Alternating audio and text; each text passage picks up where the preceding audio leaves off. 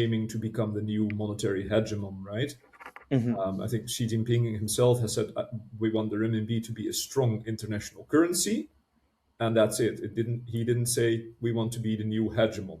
So and that's not the only statement. There's no statements that would indicate that there is a desire to be hegemon, but there is a lot of statements that the renminbi wants to play a strong international role. Because it realizes that it's dependent on internationalizing the renminbi. And so then they accelerate this internationalization by opening these financial markets, not to every investor, but, gradually. So first you have qualified investors, they're the real biggies. That's also why before you have politicians travel and talk to each other, bankers do. Yeah. It's very interesting to see these patterns, and national security agencies do. It's very, these are not, obviously politically, these are fragmented movements. But in the world system, this is an integrated. 大家好，这里是嘎人四绝频道。刚才的精彩片段已经把一个关键事实说得很清楚：中国推动人民币国际化，并不等于要取代美元，建立新的货币霸权。把国际化和称霸直接画上等号，未免把复杂的金融战略想得太简单了。中国真正关心的是在全球贸易、投资和支付体系中，让人民币拥有更重要、更稳定的国际角色，同时降低自身对单一货币和外部金融冲击的依赖。但这条路并不轻松，人民币还没有完全自由兑换，也尚未成为各国普遍认可的避险货币，因此它距离真正主导全球金融体系还有很长的距离。与此同时，美元虽然仍然牢牢占据优势，却也面临债务扩张、金融危机和信任削弱等压力。未来的变化或许不是美元被人民币简单替代，而是美元、人民币、欧元以及更多区域性货币共同存在，全球支付网络逐渐走向多元化和碎片化。那么，中国究竟通过哪些方式推进人民币国际化、一带一路、货币互换、CIPS 以及离岸人民币市场，又将怎样改变国际金融格局？接下来我们就从这些问题出发，看看这场缓慢却深刻的货币重组最终会把世界带向哪里。 Americans and the Europeans do. And the standard is for the Americans and Europeans, having been on top and being the part of the, in the core and not the periphery of the world system, they say, we have wonderful rules. They apply to everybody equally. And we have a globalized financial system, and that is just bringing prosperity to all. Now, Mark Carney, in his famous Davos speech a couple of months ago, had ventilated his opinion on that. And he's a central banker. And he said, actually, we all knew that the system was rigged, but we pretended that it was there and open and a level playing field for all. Well, China is acutely aware of the fact that this does not offer a level playing field. It has weaponized its own economy against, being eaten alive by Western corporates and economic pressures on China, in part because of their vivid memory of a colonial situation that they, their 100 years of humiliation, as they frame it, that we do not consider. We think in the Western world, okay, we're decolonialized and this thing has been fixed in the 60s and we don't talk about it anymore. But of course, there are all manner of structural relations that are also part of the monetary system that are still in place. So China defends itself, and it has worked out a way to grow in spite of the fact that they don't follow the rules. And it now has a proper recipe, and it is a parallel, a rivaling system, you can say, with the Western system. But now to your question about the global South, it's not a parallel system where that is able to take over the Western monetary system. And why not? Because also countries in the global South are acutely aware of the risks. They are aware of the risks, and they live them, of accepting sort of the World Bank IMF type of approach of development that is being criticized a lot in academic quarters and in political quarters. They can also not accept the Chinese system, because as China is eating now Europe in industrial terms, it is also eating, because of its strength, the industrial capacity of middle powers and emerging markets. So these are also acutely aware of I would say the lack of difference of being eaten by the dog or by the cat. So it's also a threat. It's not an alternative in the sense of this is going to liberate the world system, and we will live happily ever after and in a well-balanced state where we can really grow prosperity for all and divide it on an equal base. So also China is aware of this, and it means we are in a position that we should talk with Chinese counterparts on where the middle ground is, and that is a political question. It's not a technical monetary question. I think it is, it's a very important point. But my question would be more revolved around how does such a configuration actually translate into practice, and how would I can take the scenarios and implications be if such multi-pillar system were to emerge? It is true that, of course, it might arise tensions, especially by the hegemon, because, of course, it is feeling threatened by this so-called quiet rise of the RMB. But how does it actually translate into practice? How does it work? Do you think it's compatible, feasible, or rather not? Mark? I think it is, basically. And that's why I would like to refer it as a matter of political choice. But obviously there will be winners and losers in this game. And put very bluntly, I mean, we have a secure and prosperous, let's say 1 billion people that are globally in the West, and they have a history that arrived through which we arrived at this point. And there are 7 billion people that also want this prosperity, that in part have it as a result of the Western system. We should not forget there's a middle class in many people, and they have vested interest in joining the system and keeping connected. And, and then you get into the politics.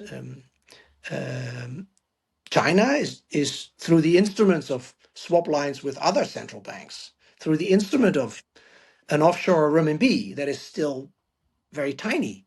That is absolutely nothing if you compare it with the offshore dollar. I mean, the euro dollar is the other name for the offshore dollar. It doesn't have anything to do with the euro as a currency, but it is the fact that outside of American banking system, dollars are being created globally, and they circulate in an offshore system which is global, which is humongous, and so there are enormous interests here, also related directly to our own prosperity.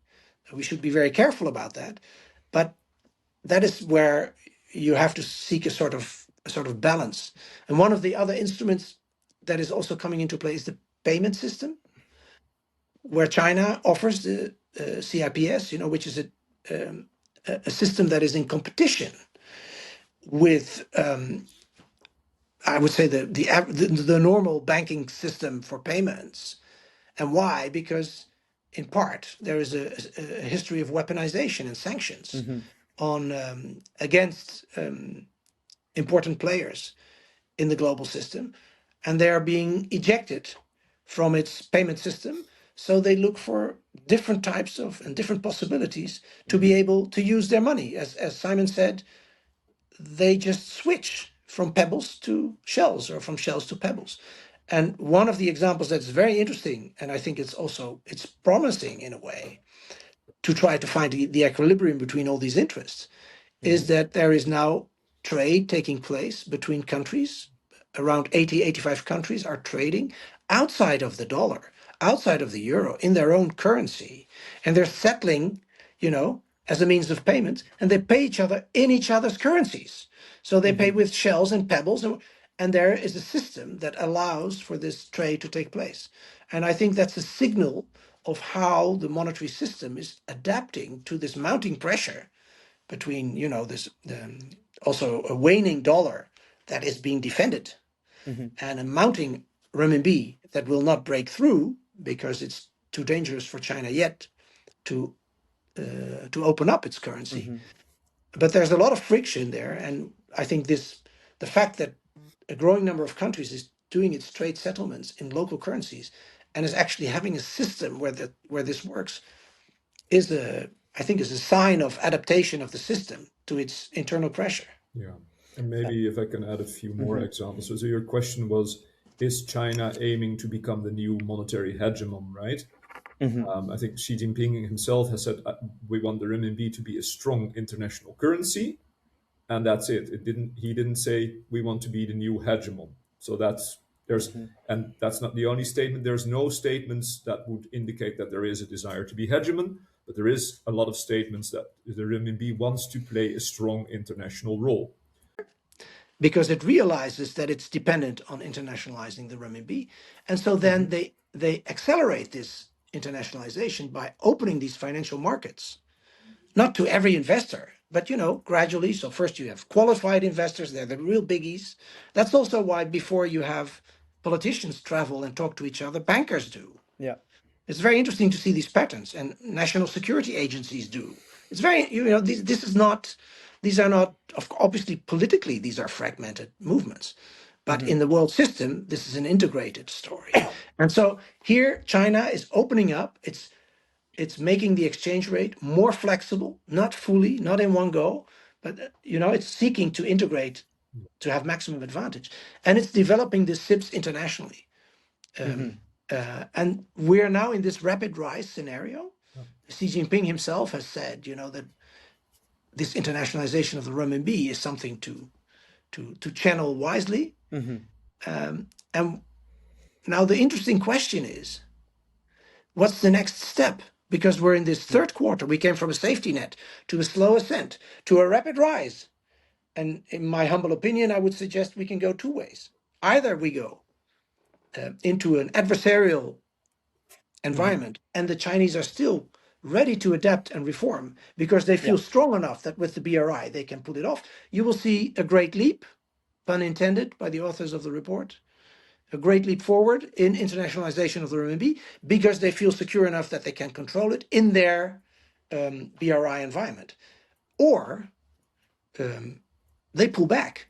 They go from the rapid rise into the slow ascent because they have to reorganize themselves like a porcupine strategy because the pressure is too great.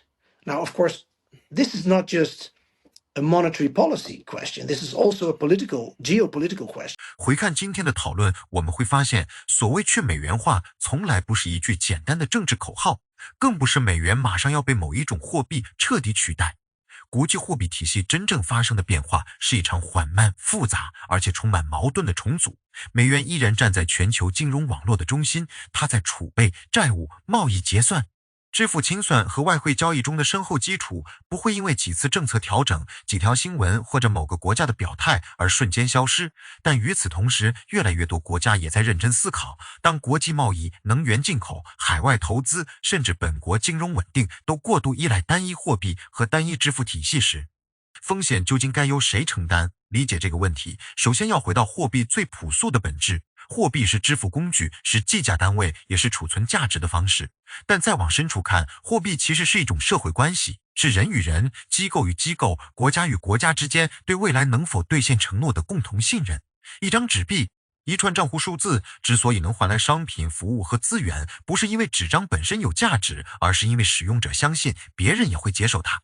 货币的力量归根到底不只是印钞能力，而是信用能力。美元能够长期占据主导地位，背后既有历史形成的网络效应，也有美国经济、金融市场、制度安排、军事力量、法律体系和全球支付网络的共同支撑。越多人使用美元，美元就越方便，越方便，使用它的人就越多。这种循环使美元成为全球体系里最成熟、最具流动性的选择。但也正因为如此，美元体系并不只是一个中性的市场工具，它同时意味着影响力、规则制定权以及在特殊时期将金融体系政治化、工具化的能力。这也是为什么越来越多国家开始探索本币结算、货币互换、区域支付网络以及不同于传统美元清算体系的技术路径。他们未必都想推翻美元，更未必都想把人民币、欧元或其他货币捧上新的霸主位置。很多国家真正追求的是多一条通道，多一个选择，多一层安全垫。换句话说，未来更可能出现的不是一个旧霸权被一个新霸权整齐替换，而是一个多货币、多网络、多中心并存的世界。在这个变化中，人民币国际化尤其值得关注。中国拥有巨大的贸易规模、完整的工业能力和广泛的对外经济联系，这为人民币扩大国际使用提供了现实基础。无论是一带一路合作、跨境贸易结算、人民币融资、货币互换，还是 CIPS 等支付基础设施，背后都反映出同一个目标：降低对单一外部金融体系的依赖，增强面对外部冲击时的韧性。但人民币国际化也有清晰的边界。